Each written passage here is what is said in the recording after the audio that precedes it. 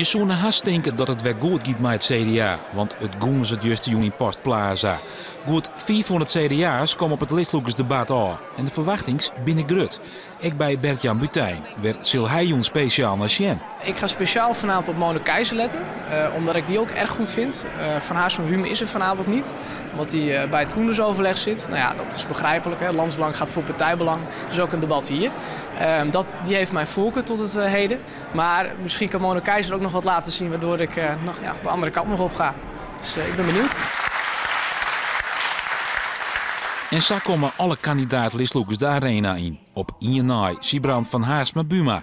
Die had het druk in Den Haag, maar is wel aanwezig in beeld. Ik vind het spijtig dat deze jongen net bij je aanwezig is bij de bal.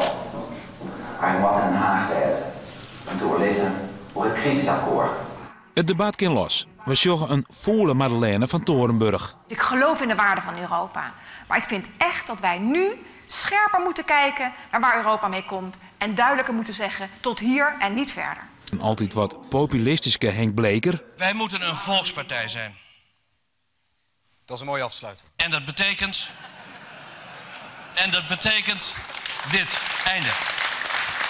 Liesbeth Spies en Marcel Wintels bloeien wat op de achtergrond. En dan Mona Keizer, de wethouder uit Purmerend. In de peilings docht ze het goed en krijgt ook Juste Jong de meeste bijval.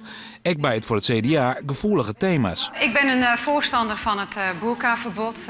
Als er nou een flagrante onderdrukking is van de positie en de vrijheid van de vrouw, is dat het wel. En dat is de reden waarom ik daarvoor ben.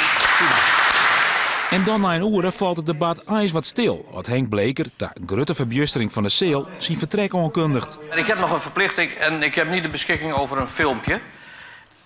Anders had ik dat misschien mogen doen. Maar ik moet nu vertrekken met verontschuldiging. Ik wens mijn collega's een goede avond en u ook. Dank u.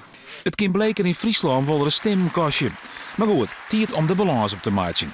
Want wat vond Bert-Jan Budijk nou van Mona Keizer? Ik vind dat ze het erg goed doet. Ik zie ook heel grote verbeteringen ten opzichte van eerdere debatten. Ja, en wat ik erg leuk vond is dat zij ook erg goed de vloer benutten.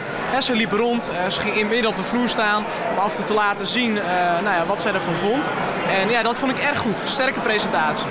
Dan zei ze eerst van Haarsma Buma is eigenlijk mijn man. Bist nou toch wat tot win in rekken? Ik vind het nog steeds erg moeilijk. En ik denk dat ik ook echt tot donderdag ga wachten voordat ik echt definitief mijn stem uit ga brengen.